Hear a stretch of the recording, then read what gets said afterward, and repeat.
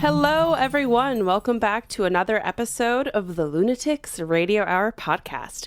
I'm Abby Brinker, sitting here with Alan Kudan. Hello. And today we have the finale episode of our Goblin series for you. You say finale, but I feel like goblins are such an important part of your life that we will revisit in the future. You never really graduate from goblins. I always say that. Sure, yeah. Yeah, that explains your tattoo. So if you missed it, part one, we broke down the history, the mythology behind the belief in goblins. We talked a lot about goblins and pop culture. And Hellier. We talked a lot about Hellier, yes. And then in part two, Alan set up an amazing interview with Carl Pfeiffer, the paranormal documentary filmmaker behind Hellier. And it was incredible. Carl had amazing things to say. If you haven't checked out that episode, please do, because, I don't know, it was a real treat. It was. My one regret about that episode is that we didn't really get to talk shop. You know, I really wanted to dig into the nitty gritty about what tools are you bringing with you, when you're doing these paranormal documentaries? Because, how do you balance being light on your feet with having all the right stuff? So, do you mean paranormal equipment or filmmaking equipment? My interest is primarily film equipment, but you're already at capacity, and then you also have to bring certain paranormal tools, Because Carl's style of filmmaking is incredibly cinematic. And to be able to do that with what seems to be a very bare bones kit seems like a very unique skill set. And I don't know. I don't think we really talked to him about that. So hopefully we'll have another opportunity to chat with Carl. Yeah, and he did tease that Hellier Season 3 is in the works now. So that's something exciting for us to look forward to. Right, but I don't think that it's going to have anything to do with goblins. Still, I'm fan theory. We don't know. Regardless, I'm still very interested in it. They also have a documentary coming out, The Unbinding, very soon. So a lot to look forward to from Carl. But we are still talking about goblins. That's right. Because this is Goblins 3. Goblins Part 3. What's the byline? Chew them up and spit them out. Is that just because you're thinking about gobbling? Maybe. I think so. Hard to say. I don't think it is, but okay, continue. So today we have 3 stories for you. 2 of them were written by modern writers. 1 was written by myself. And the third, which we're going to start with, is actually a piece of history, a little bit of goblin folklore from Japan, which I'm really excited. Ooh. Yeah. Wait, we talked about Japanese goblins. Very briefly. Does this have to do with them being good at climbing? No. Well, that is my one tidbit about Japanese goblins, so I guess I'm about to learn something new. There you go. So this first story I'm very excited to share. It's a translation of this very historic Japanese piece of folklore. So it's kind of interesting because there's tons of different versions of this, right? It's kind of like a word of mouth thing. But there's tons of similarities to these different versions that I found on Wikipedia and on other sources, and the version that we're going to have performed for you guys today. So it's like if fairy tales were never standardized by the Brothers Grimm. Right. So what we're going to read is, I think, the standardized version, which didn't come until 1908. But some of these tales date back much, much, much further.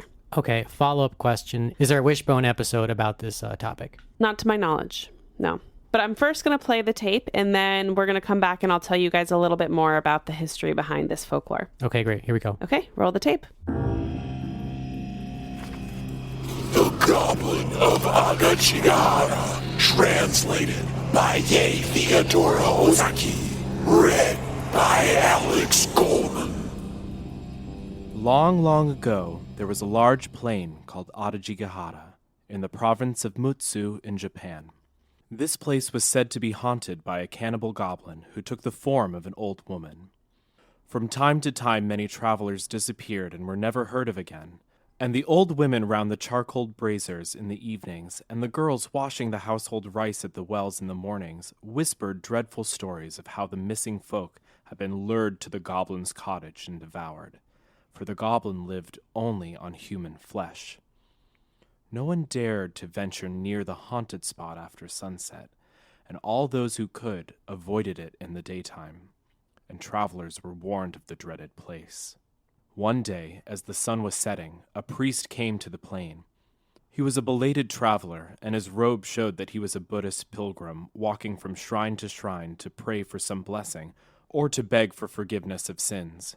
He had apparently lost his way, and as it was late, he met no one who could show him the road or warn him of the haunted spot. He had walked the whole day and was now tired and hungry, and the evenings were chilly, for it was late autumn, and he began to feel very anxious to find some house where he could obtain a night's lodging. He found himself lost in the midst of a large plain, and looked about in vain for some sign of human habitation. At last, after wandering around for some hours, he saw a clump of trees in the distance, and through the trees he caught sight of a glimmer of a single ray of light. He exclaimed with joy, "Oh, surely, that is some cottage where I can get a good night's lodging."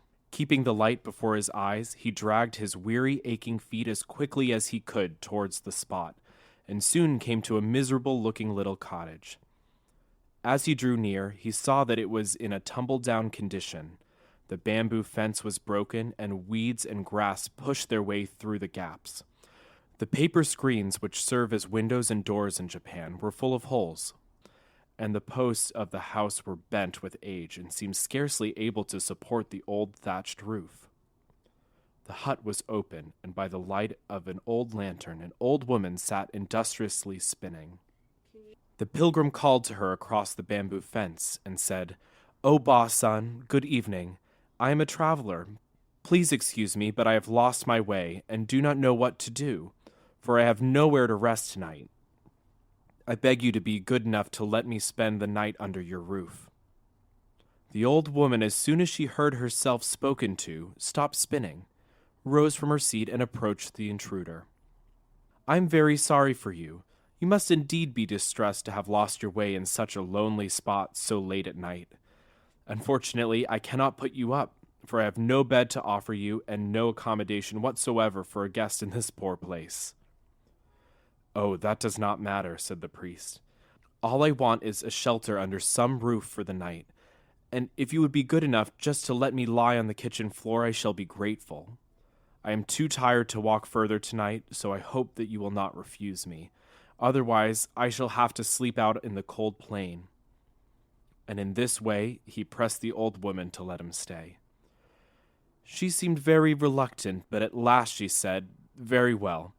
I will let you stay here. I can offer you a very poor welcome only, but come in now, and I will make a fire, for the night is cold." The pilgrim was only too glad to do as he was told. He took off his sandals and entered the hut. The old woman then brought some sticks of wood and lit the fire, and bade her guest draw near and warm himself. "You must be hungry after your long tramp," said the old woman. "I will go and cook some supper for you." She then went into the kitchen to cook some rice. After the priest had finished his supper, the old woman sat down by the fireplace, and they talked together for a long time. The pilgrim thought to himself that he had been very lucky to come across such a kind, hospitable old woman. At last the wood gave out, and as the fire died slowly, he began to shiver with cold, just as he had done when he arrived. "I see you are cold," said the old woman. "I will go out and gather some wood, for we have used it all. You must stay and take care of the house while I'm gone." "No, no," said the pilgrim. "Let me go instead, for you are old, and I cannot think of letting you go out to get wood for me on this cold night." The woman said, "You must stay quietly here, for you are my guest." Then she left him and went out. In a minute she came back and said, "You must sit where you are and not move, and whatever happens, don't go near or look into the inner room. Now mind what I tell you." "If you tell me not to go near the back room, of course I won't," said the priest, rather bewildered.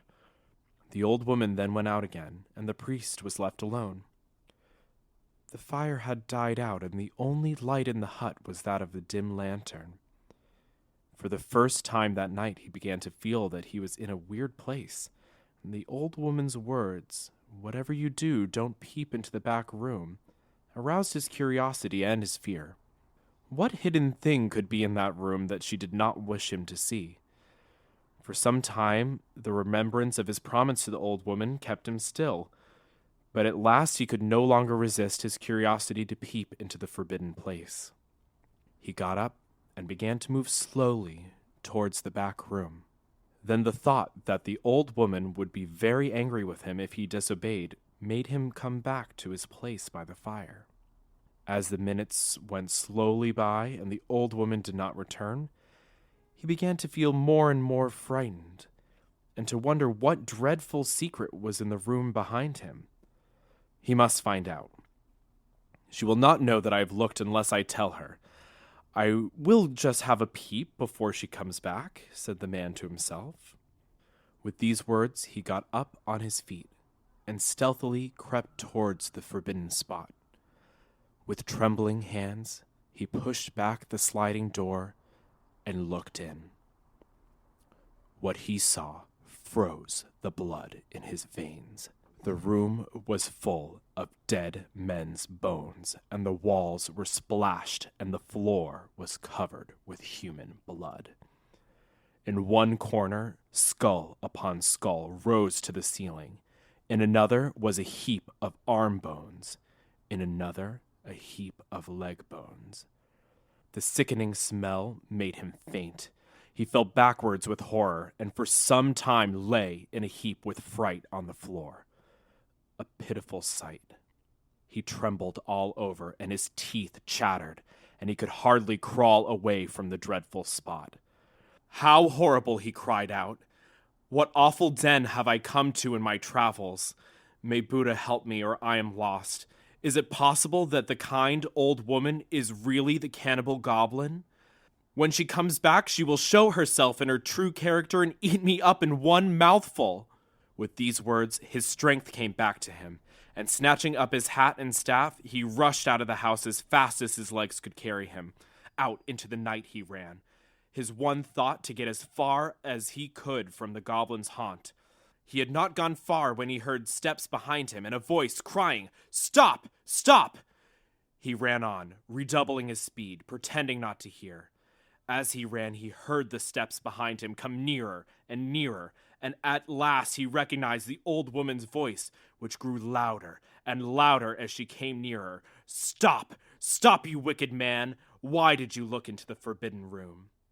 The priest quite forgot how tired he was, and his feet flew over the ground faster than ever. Fear gave him strength, for he knew that if the goblin caught him, he would soon be one of her victims. With all his heart, he repeated the prayer to Buddha. "Namu Amida Butsu, Namu Amida Butsu."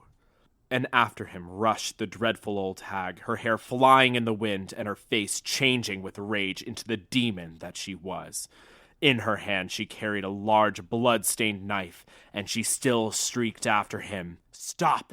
Stop!" At last, when the priest felt he could run no more, the dawn broke, and with the darkness of night the goblin vanished, and he was safe. The priest now knew that he had met the goblin of Adachigahara, the story of whom he had often heard but never believed to be true. He felt that he owed his wonderful escape to the protection of Buddha, to whom he had prayed for help. So he took out his rosary, and bowing his head as the sun rose, he said his prayers and made his thanksgiving earnestly. He then set forward for another part of the country, only too glad to leave the haunted plain behind him. All right, before I get into the folklore that inspired that translation, what did you think? Where's the goblin aspect? Because it seems just like generic, seems just like a term for a monster, a troll, you know? Ding, ding, ding. That's right. So this found its way into our searches on the internet because the translator used the word goblin. But in reality, it's kind of this generic term for hag or demon or goblin that's being used by translators. Makes sense. I thought it was interesting to include it, because it's a cool little story, but also because I feel like this is something we've talked a lot about in recent episodes, like kind of what gets lost in translation, how you're categorizing things from different cultures when you're, like we talked about this in the history of goblins with the term orc, right?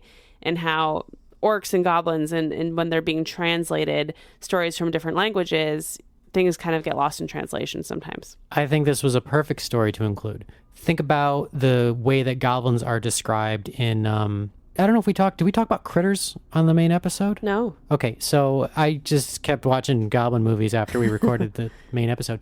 And critters is one of the things that pops up. It's not a traditional goblin. It's a little puffball with teeth, right? Cutie. It's sorta. I mean, from afar maybe, but you look close and they're monstrous. But, it's like a little seemingly mischievous gremlin looking thing, right? Like seemingly a goblin, Yeah. But in this case, they are intergalactic criminals. They're like hellier goblins. Sure. But hellier... Well, Just in that they're probably aliens. Yes, in that. But like in this, they've literally been convicted by intergalactic court. Damn. And they send intergalactic bounty hunters after them. Wow. Honestly, Critters is a fucking cool movie, and it spawned a whole series that I'm pretty excited to follow up with. Yeah. It really just puts a spotlight on the fact that goblin is kind of an overall encompassing term, a little monstrous thing. Right. Not human, definitely malevolent. Yeah. Or like trickstery, poltergeisty. Definitely not your friend. Right. Definitely not there. Not a guardian spirit. Right. No one says, my guardian goblin. But you do want your hobgoblin to come by and clean your house. Fuck, I forgot about the hob. Okay, so I'm wrong. It's just an even larger over-encompassing term of anything at all that is supernatural. Yeah. So I want to tell you a little bit about the actual belief or mythology, I suppose, behind this story. The mythos. The mythos, if you will, yes. So the Kurozuka, or the Black Mound, is actually thought to be the gravesite of the Oni Baba, which is sort of the term that was translated into goblin here, in Japan. Wait. Oni Baba was the... Yeah. Okay, because that was not mentioned in the story. Right, because it was translated to English. That's a whole other thing. Yeah. Okay. So that was the original. The original tales all focus around this idea of the Oni Baba, which in this region, there's specific tales in this region, which is what we're talking about, of Japan, it's thought to be this woman, right? And there's many different versions of it. And she's in a cave and sort of the same action takes place, but in a cave, and a religious traveler comes to the cave, and there's all kinds of different variations. So there's a small museum in this area of Japan, and they believe to have her remains, this woman's remains, the Oni Babas, as well as the cooking pot and knife that she used on her victims. Wow. Mm-hmm. There's also film versions of this as well, so that'll be interesting for us to add to our watch list. Yeah, why? Why are we hearing about this now? We have a film version of a story we're including? But it's not really a goblin story, right? Or is it? Because so it's a follow-up. A goblin is anything. Well, it depends. Is that our thesis statement? A goblin is anything. Anything with teeth and claws. All cats are goblins. That's the hypothesis here. No fur. Oh, critters. God damn yeah. it. I don't know. Abby, you're really muddying the waters here. Well, I will say thank you so much to our friend Alex for reading that story beautifully. He has a very soothing voice. He did. I'm sorry I didn't give Alex any credit. That was a fantastic read. I loved his Japanese pronunciations. Yes, he was excellent. Now we have a less excellent story only because I wrote it to share with you guys. What? You're a great writer. Thank you. For anyone who's not aware, you can check out Horror Stories, written by Abby Branker. It's available on Amazon. Highly searchable because of its unique title. You can find it linked in the description of this podcast, though, if you are interested. And it's kind of your last chance right now to get the first edition because we're releasing a new edition soon that's going to change a few things. So, which means the collector's... the collector's edition that has bad grammar is on sale now. No, which means that the original edition is going to be a hot button collector's item. That's right. In 200 to 300 years. That's right. 200 to 300 years. Yes. Thank you, Alan, for the vote of confidence. Uh-huh. So I actually wrote this story specifically for our friend who is going to read it for you now. So without further ado, roll the tape. The Christie Manor. Written by Abby Brinker. Read by Phil Eslick. Rent was going up. I hated my job, data entry for an antiquated financial firm, and I had two options. Give up and move back home, out of the question, or use my last bit of savings on a big swing. I'm not generally a big swing sort of guy, but I knew I needed to shake up my life. I had been blindly following this path, how I thought I was supposed to live. Best case scenario, on my current trajectory, I would end up as a moderately well-paid accountant in a few years. I'd come home to my hypothetical wife and kids to complain about the lack of inspiration I felt, how something was just missing, and probably go on about some dick named Ben or Tom or whatever who worked in the next cubicle and chewed his Subway sandwiches too loudly. It was like somebody had finally pulled the wool back from my eyes. What was I really working towards? To be a cog in someone else's wheel? To afford to pay $2,000 to live with some guy from Craigslist who eats my cereal and literally never takes the trash out? I didn't have anything. I wasn't leaving anyone behind, except maybe the girl from the bar a few nights ago I bought a few PBRs for. All of my family was out of state. Call it a quarter-life crisis. But somewhere in the dullness, a hard truth was revealed. Life is short. You only live once, and all of that. Why waste it? I landed in Edinburgh at 4 a.m. It was raining, and I drank a coffee at a 24-hour cafe in the airport to kill time. I hadn't been particularly called to Scotland or to any other place, but I had found a posting online for an estate in need of a keeper. And while my resume seemed wildly irrelevant to me, the day after I applied, I received an email from the housekeeper asking for a phone interview. My best guess is that my low salary needs were more appealing to them than finding a qualified candidate. The estate was in Murrayfield, close enough to the city for my exploration, but far enough for the homeowners to have an impressive grounds that needed upkeep. Win-win. She ushered me into a sleek black car, one I knew I'd be impressed by if I knew anything about cars. It felt like something James Bond would drive. She introduced herself as Mrs. Goff. She didn't even offer her first name. I told her my name, Logan. The drive was short and rainy. Mrs. Goff didn't speak much, and I sat in silence and watched the lush green landscape roll by. The estate was exactly as I pictured it. Impeccable lawn, impressive trees, even a few horse-shaped statues in the garden for good measure. The house looked like the setting of a Jane Austen novel, but the air felt fresh in my lungs. Stuffy Mrs. Goff introduced me to elderly Mr. Ford, who was passing the baton to me in exchange for retirement. It seemed long past due. Mr. Ford hobbled around the grounds, calling plants their scientific names and telling me how to get manure from the local stables down the street. There was a push mower in a barn, along with more gardening tools than I knew what to do with, literally. He had seeds germinating in jars and special machinery to cut stone and sculpt hedges. I knew I was out of my element, but I also knew there was no turning back. Not yet. I owed it to myself and my wallet to see where this went. At least wait for them to fire me. He told me that the masters of the house, the Christie family, were rarely in town. The parents were retired from big bank jobs, mostly skiing the Swiss Alps these days. They had one daughter, Eliza, who was studying at Oxford and rarely came home outside of the holidays. After our tour, Mr. Ford brought me back to my accommodations, a small finished room attached to the barn. There was a twin bed, a small dresser, kitchenette, bathroom, and in the center of the room were Mr. Ford's packed bags. The weight of this handoff struck me momentarily. This was Mr. Ford's life's work. It was my quirky story that I'd tell in a bar one day. I'd never even used a weed whacker before. I shook his hand and helped him with his bags before bringing mine back to my new home. Mrs. Goff had set up afternoon tea for me on the small table next to the bed. I didn't know what to do next. I could feel Mrs. Goff's eyes on me from the main house, which I had not been shown inside of. I decided there was no time like the present. I grabbed some hedge clippers and made my way to the edge of the property and started clipping. More of a performance than an actual haircut for the bushes, but it made me feel productive. That evening, I sat on my twin bed and made a list of all the chores I would rotate through, trying to remember all of Mr. Ford's instructions. Mow the grass once per week, power wash the stone walkways after a storm, trim the hedges, check.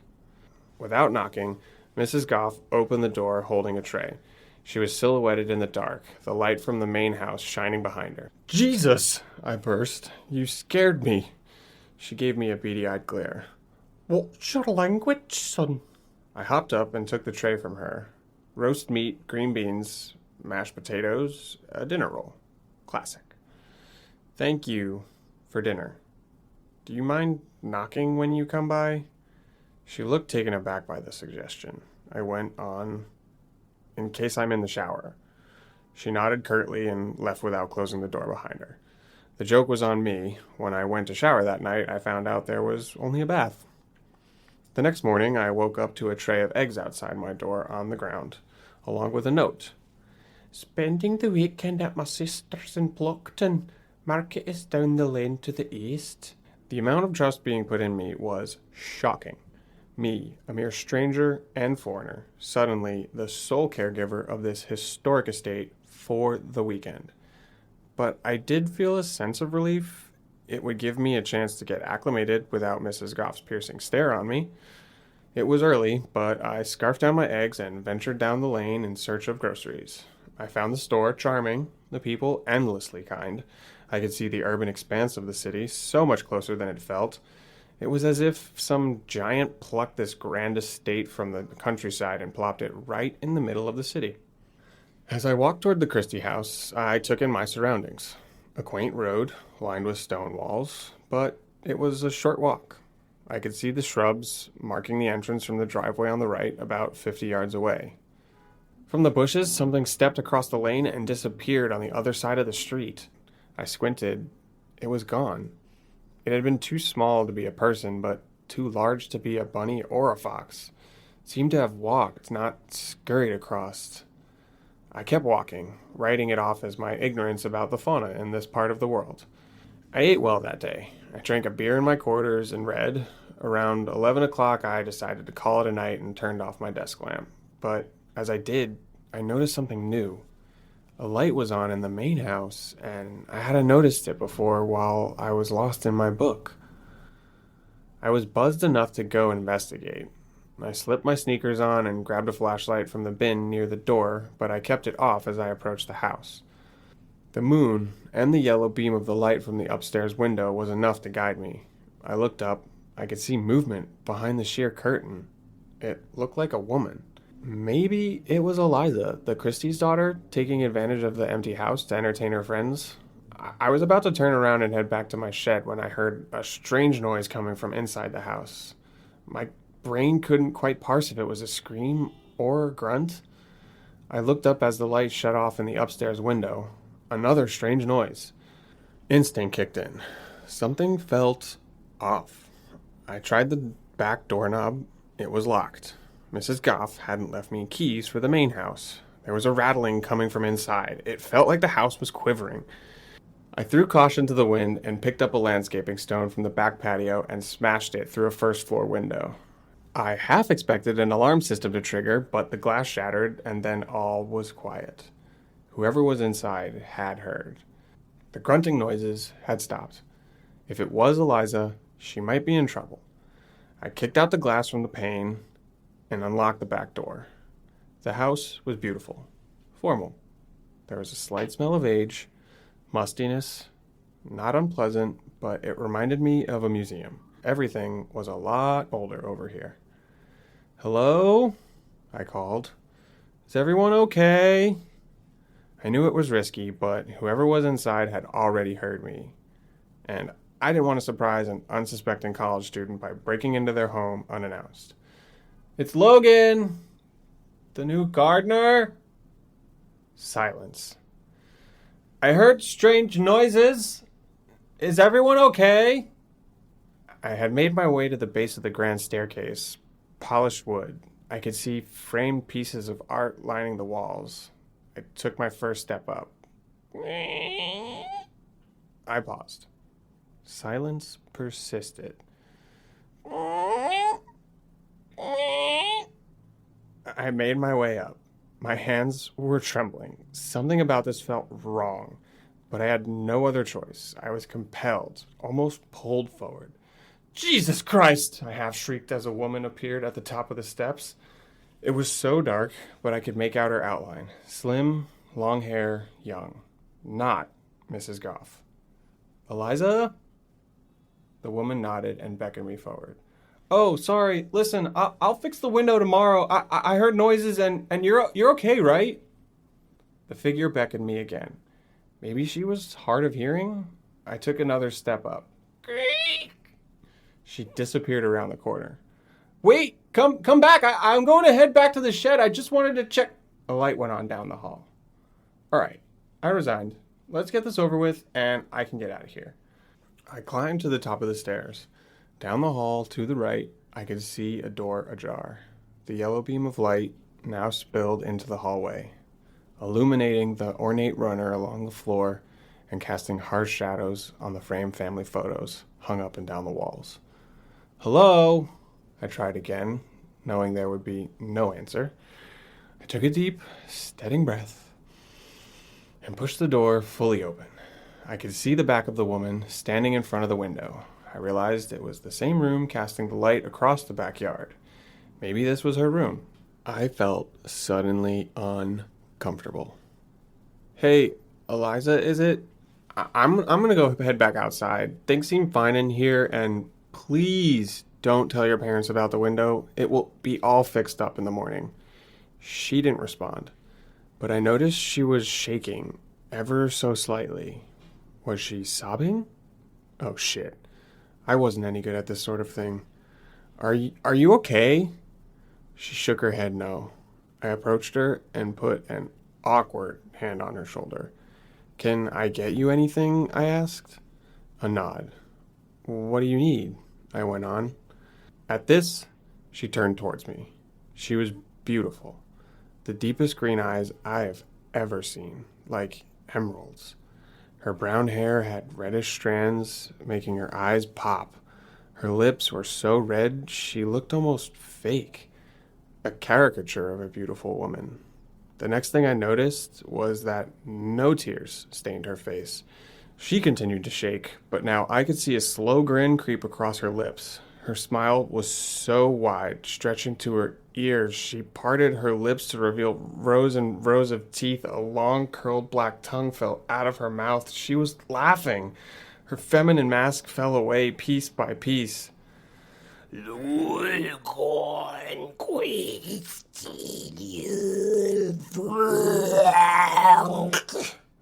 Strange words escaped her lips, a mix of grunts and chants. I tried to run, and with a simple flick of her massive clawed hands, I fell to the ground.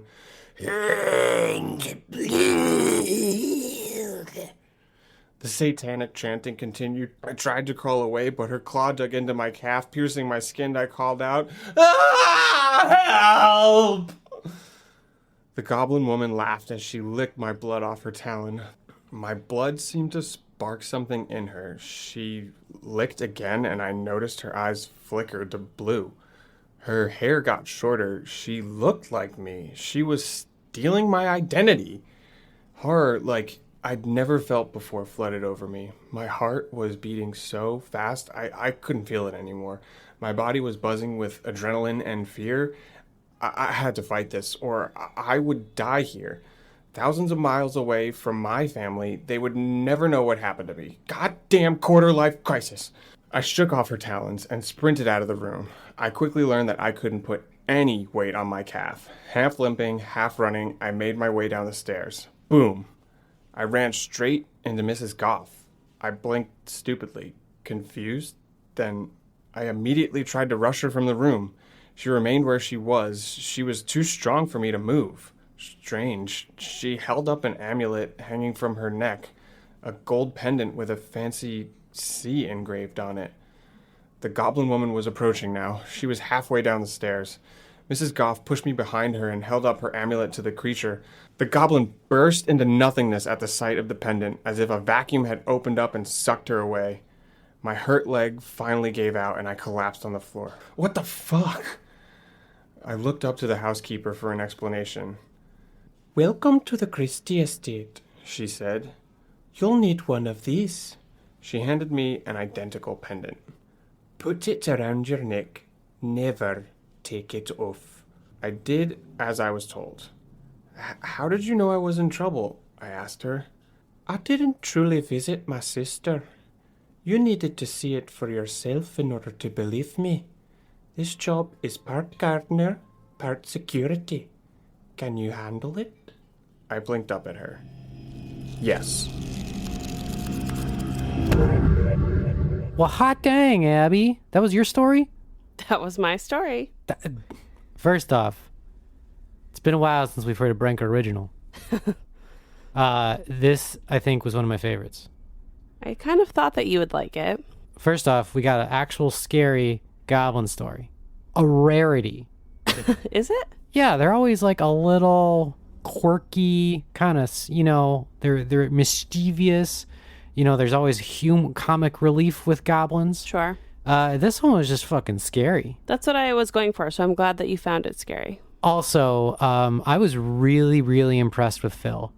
I thought his American accent was spot on. His native Scottish accent just was obviously good. Yes. But no, I thought his American one was very convincing. What did you think of his goblin accent? His goblin voice, very, very good. In fact, I can't tell you that I've heard a better goblin voice. Wow, high praise. I mean, the list is short, but he's still number one. I think we talked on the podcast about how I wanted to write this story specifically for Phil because he has this talent with voices. With the goblin chanting, if you will. Was that real words? No. Okay, just checking. I wasn't sure if it was just that goblin-y or... Okay, gotcha. Yeah, it was gobbledygook. Got their official language. It was a fun story. Good pacing. Thank you. Good world building. Good narration. Excellent narration. Very excited to have Phil do more stuff. Did you like the pendant at the end? It felt a little Lovecraftian. A little Van Helsing-esque. I didn't get either of those vibes. What vibes did you get? It's nice to have someone hold a mirror up to your work sometimes. Oh, is that what we're doing? Okay. Buckle up. No, I get Van Helsing vibes, not Lovecraftian. Okay. All right. I'm only thinking Lovecraftian because it's sort of like a Victorian house and, but... Oh, was it? I thought this was modern. It was even older than that, the home. It was like a Scottish countryside manor. Right, the home was old, but this was a modern story. Like modern dude. Modern, yeah, okay. Okay. I see. Well, it can be classified. Yes, but it's not Lovecraftian. Okay. Noted and logged. Thank you. But the pendant, great. And the housekeeper at the end, just kind of coming in to button up the story, great. Didn't feel forced. I love the way that Phil made her seem stern and kind. Yeah. And there was no shaming about like, hey, listen, dude, you fucked up by, almost dying and breaking our house. But listen, this was just, everybody does it. I did the same thing back when I started in 1812. She's very old. Very old. Because she has magic pendants. That's right. And the whole like guardianship aspect of it was just kind of neat. Good. I'm glad you liked it. Good story, Abby. Thank you. Good job, Phil. Yes, thank you, Phil. Big fan of Phil. Big fan of Phil. Yeah. Okay, so we have one final story, a finale story, if you will. And it's very exciting because we have a debut writer on Lunatics Radio Hour and a debut narrator. Also on Lunatics Radio Hour. On Lunatics Radio Hour, yes. No one's first time in a rodeo, but their first time in this rodeo, if you will. Welcome to the miners. No, Alan, we're going to tell you about our narrator and our writer after. The writer has a ton of really cool stuff that I want you guys to check out. But first, let's listen to the story. And I will give you one little piece of information here, which is that the writer is from Portugal. And so he actually spent a lot of time emailing back and forth with me, teaching me about kind of like local folklore there. So we're going to come back. We'll talk about it after. But neat. All right. Yes, very cool. Okay, here we go.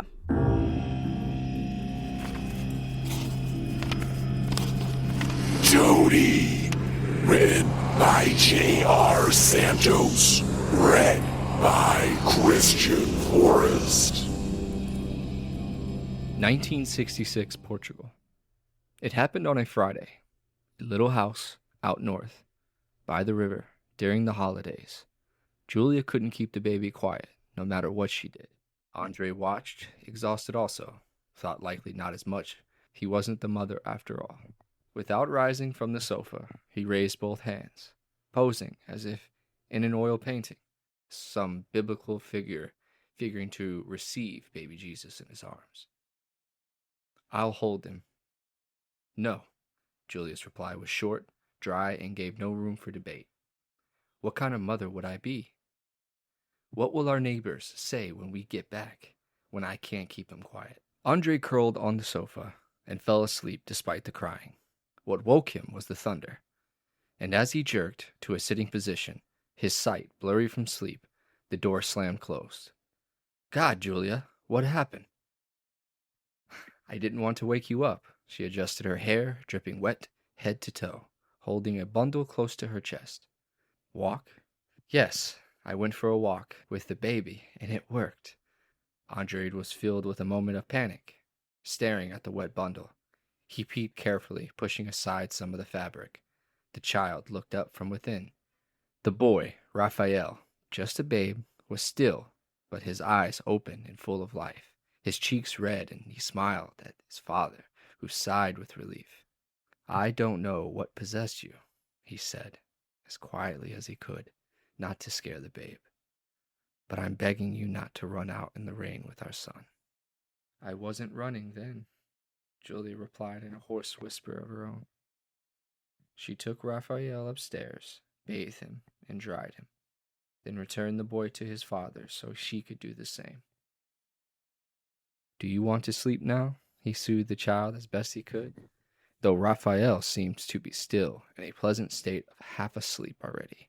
The baby cooed and reached with one small hand. Andre smiled back and allowed the baby to hold his index. That's such a strong grip you have. That's my boy. He walked around the living room of the comfy country house. All manner of memorabilia hung from the walls, from paintings to black and white photos from the locals, dead for the better half of a decade. Some blow horns, made of semi-curved horns of bulls, metal bells that once ringed from the necks of sheep, and some horseshoes. Picking one such horseshoe, Andre tried to show it to the baby. Look, he started, but he would not finish, for as soon as he brought it close to the face of the child, the babe began to scream. The face contorted horribly, skin folding upon folding, the head of a tiny old man. What happened? Julia started to run downstairs, and Andre threw away the horseshoe to some corner of the floor. By the time Julia was next to them, in her robe, her hair wet from the shower, their son had calmed down. There, Mommy's here. Don't cry, darling. Julia held her son in her arms and rocked her arms gently, humming a lullaby. She looked at her husband accusingly, but said nothing. Once the boy was asleep, they went to bed. The rain continued, but yawned from a downpour down to a light shower. Night sounds made their way into the bedroom. The wind, the nearby river, the cracking and chirping of toads. Andre fell asleep to dreams of men and women with frog heads, dancing and singing in their amphibian language, plucking objects the dreamer could not see from wicker baskets, and devouring them whole. 2 weeks went by. They were back in their own little home, close to a different river, in the old town full of homes that had been built and rebuilt since medieval days. It was still within the capital, and so a city life was. Through the neighborhood had in many ways those elements which reminded them of the country. Peekaboo! The little boy laughed with delight and a contagious warmth to it. I'm here. Julia hid her face again. Where did I go? The laughing stopped. Peekaboo! The smile is held for a moment of surprise and disbelief, and her body contorts. Her face becomes stuck in the rigid agony of a scream. What happened? Andre rushes to the sunny kitchen. The spring warmth and the smell of flowers carried by breeze both mix with the smell of cooking. He had been quietly working on some numbers on a notebook. It had been his turn to figure out how to stretch the couple's salary that month. That routine of the adult mathematics of survival, in which they both had become professional athletes. The baby is gone. Oh God! She looked around in panic, touched the empty chair, grasping at air. The baby is gone. The window. Andre jumped out of the kitchen window and started running. The mother starting out and completely lost. She saw it then, moving past the neighbor's house, a small figure wearing a red coat and hood, the top of which formed the point of a conical shape. This stranger particularly flew over flights of steps, holding the baby, running down the ancient cobbled street, and Andre close in pursuit. She lost them shortly into the distance as they turned the corner of a house. She ran to pick up the phone and called the police. Julia cried and sobbed, her tears streaking down her face, ruining her makeup. It wasn't her fault, she said to herself, yet she couldn't help but feel immense guilt. The figure was small, a child if he had to guess, and Andre could only guess, could only assume it was not one of the neighbor's kids, because it was dressed in dirty red rags, too filthy for someone in a nice neighborhood to allow their children to wear. It just wasn't proper, he reasoned. He shouted as he raced after the boy. All his neighbors came out of their doors and windows, staring at the crazy man racing past homes, shops, cafes, and eventually out and away, past the road full of cars and towards the river and the docks. Every time he was close enough to the ragamuffin, so close he could touch the horrible little thing, it dodged him. Why would no one help him? It felt like a nightmare that he couldn't wake up from, trapped in the chase that would never end. The sun was setting by the time the ragamuffin started to slow down. Tripped and for a disorienting and panicked moment, the father feared for his boy, but the kidnapper rolled to land on their back, preventing the worst from happening by holding the baby Raphael close to their chest. Andre felt like vomiting up at that moment, so scared and out of breath, with his legs shaking and almost numb, but managed to not, and only started to realize how far they had run. They were so close to the docks, and they were close to those massive containers. The figure trod behind those massive stacks of metal, and it was empty but for them. Trembling, he walked to his boy, who was happily cooing while still being held by whoever had taken him. "Stop," he muttered at the kidnapper. "Please, my son. Give me my son." He barely had any breath in his lungs. Even saying the words seemed to take more than he had to give. The kidnapper slowly sat up and pulled back what he had now realized had been a hood. What Andre saw stopped him in his place, because it was so strange that he had to. If it had been a child who had taken his son, but nothing was normal about the child that looked up at him with big eyes wet with tears. The amphibian eyes were too big for the child's head, and the skin was pale, sickly, covered not so much with hair but dark fur and pointy ears. Something between a monkey and a frog, with an inflated head that made it look cartoonish. It blinked up at him, big shiny tears rolling down their face, and it croaked hoarsely at him. Whatever it was begging. "Please," it said. "I'm sorry. Please let me go. It's my brother." Andre got closer to the child, but he felt sicker the closer he did. All the running had driven him to the point of fainting, and now he was staring, unable to understand what the toad child meant. That's my son." The creature shook its head, blinking hard to clear its massive eyes while it held the baby closer.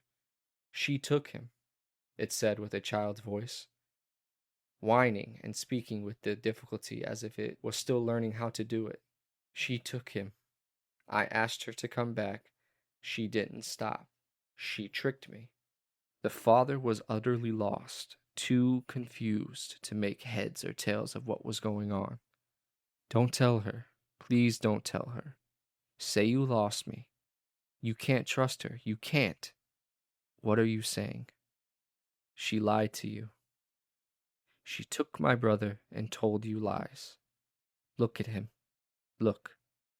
The father looked, and through the daze he realized the babe was wrong. It had never really resembled him, but it was now clear that the thing was frog-like, as the older child was. He had been tricked. But why? I don't know. Please let me go, please." He was a broken man, incapable of doing anything but falling to his knees. He hid his face in his hands and rocked back and forward, powerless, and the frog child hesitated only a moment before turning away. What had happened that Friday night, out north in a downpour? Why had Julia come back with a child not her own? A child made to appear like theirs. Andre couldn't understand how neither of them knew, yet his mind tugged at him. This was real.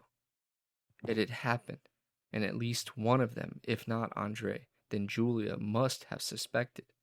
The child had been quiet until Andre had shown the horseshoe to the changeling. They found him covered in scratches, standing dumbly, his hands still covering his face. Local law collected him and wrote off the incident as temporary madness. Let me see him. Mother was desperate, confused. Through a chill on the back of her head, whispered, this was punishment for an unspoken sin. She kneeled beside him, forcing his hand away from his face.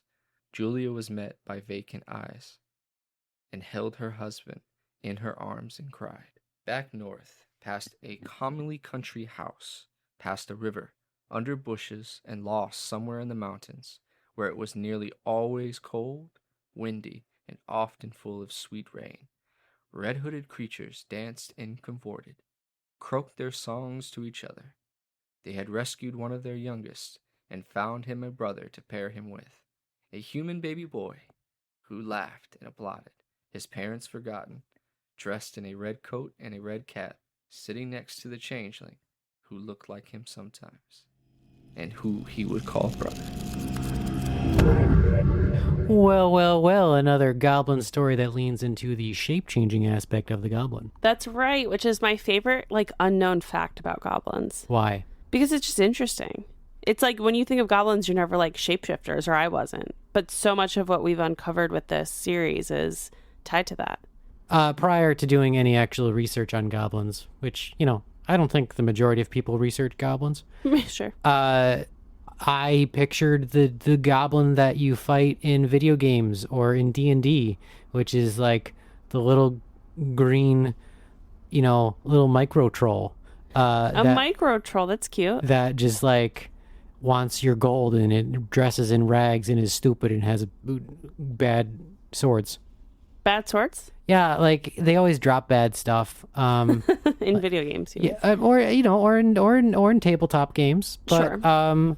Yeah, they're always using garbagey, rusty blades. It's like a level 1 enemy you fight. Right. The one exception being the treasure goblin from the Diablo franchise, which usually has really incredible loot. Good to know. Now we know. Yeah, you can always tell they're nearby because they give their little cackle. I want to talk a little bit about our author, J.R. Santos. So again, like I said, JR's first time submitting something to the podcast. I hope he submits again. It was really cool to get a perspective from a different country about kind of like a piece of folklore. That's the goal for this, is to bring it all together. You can follow JR on Twitter at @CCSkeleton, and of course we'll link everything in the description. He also has a few pieces of published work if you want to check out. His first published story, Azul, was featured on the first issue of the Archive of the Odds, epistolary horror biannual zine. We know what an epistolary I was just going to say, is. pop quiz. What does it mean, Alan?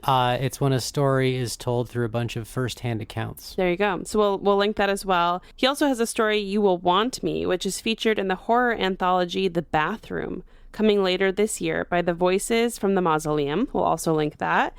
And then finally, a self-published short story collection, Time is a Temple, and that's available on Amazon. Love it. Ooh, it's a really cool cover. Look at this. It says, Time is a Temple and Other Time Killers. Time killers? That's cool. Oh, as in to waste pass time. To pass the time, not like a time. Well, it's a play on words, I bet. Not a fourth dimensional murderous beast. Only one way to find out. Yeah, I'll read the book. It's a good deal. Don't think I won't. Sorry, I'm currently reading Hyperion, which has a time-based murderous beast. It's very cool. Oh, that is cool. I also want to share a little bit about the local folklore that JR passed along to us. So he talked about how in Portugal, the goblins are more of Iberic trolls and leprechauns. The Portuguese versions are lost to time, but they're products of oral traditions, which is a kind of similar to what we saw with the Japanese example as well. So JR set his story in Portugal, and he pulls on some of the local and Anglo notions of goblins here. Cool. Yeah, very cool. I did like the mythos. In this case, it seemed like we were getting into changeling territory, though. And also a little bit like red cap territory, which is a subtype of goblin that we didn't spend enough time probably talking about in part 1. Did we talk about red caps in part 1, or was that another episode? We've talked about them, I think, in maybe the Celtic Fae episode. Maybe briefly in part 1, but certainly worth a deeper dive at some point. It's a silly name for something that can be all murderous. Yeah, but also it's kind of this idea of something like what you expect to be a child dressed in this like very vivid red outfit. And then it turns out, it's kind of like haunting for me that way. Like something you expect to be so innocent, and then it's something different. And of course, thank you so much to Christian, who brought this story to life. Alan, I've never met Christian, but he is a friend of yours, right? Yeah, we've actually worked together for a while now. We work together on a different podcast. I'm not a one podcast kind of guy. Did you guys know you can listen to Alan on another podcast about a totally different topic? You can. It's the Rap Drinks podcast, which is put out by Shitty Rigs. Friends of the pod. Rap Drinks is available anywhere you listen to. Is it? I don't even know. I don't do this part. We'll link Rap Drinks in the description, but yes, it's broadly available. You can also watch video episodes on YouTube. And Alan has an episode that he's in, and it's a hit. I'm on every episode. Yeah, but there's one where you are the guest. Yes, there's one where I am the focus. Yes. But my favorite episode. Regardless, I work with Christian on this podcast. He's a great guy, and then we start talking about Lunatics, and Christian is an incredible actor, and we just had to get him on here. So a wonderful first go, and plenty more to come. Yeah, it's always fun when you're talking to someone and you're like, oh, your passions align with my passions. Perfect. Let's be passionate together. Oh, that's lovely. A great way to end. That's stupid. Oh, God. A great way to end the Goblin series. At the end of the day, the things I want everyone to take from this series are 1, that cats are goblins, and 2, that we should all be passionate together. Do you agree? No. All right. Well, thank you so much for listening. This has been the end of our Goblin series, and we'll see you next time on another topic. There you go. Bye, everybody.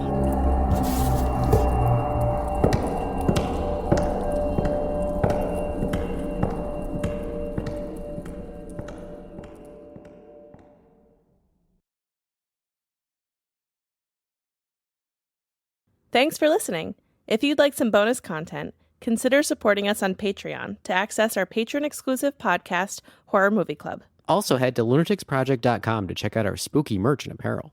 You can find us at Lunatics Project on Twitter and TikTok, and The Lunatics Project on Instagram and YouTube, where you'll find our short horror films, cemetery tours, and so much more. And please rate and review. A little feedback goes a long way to help us grow and get more content out there. Our cover art is by Pilar Kep, and musical bumpers are by Michaela Papa and Jordan Moser.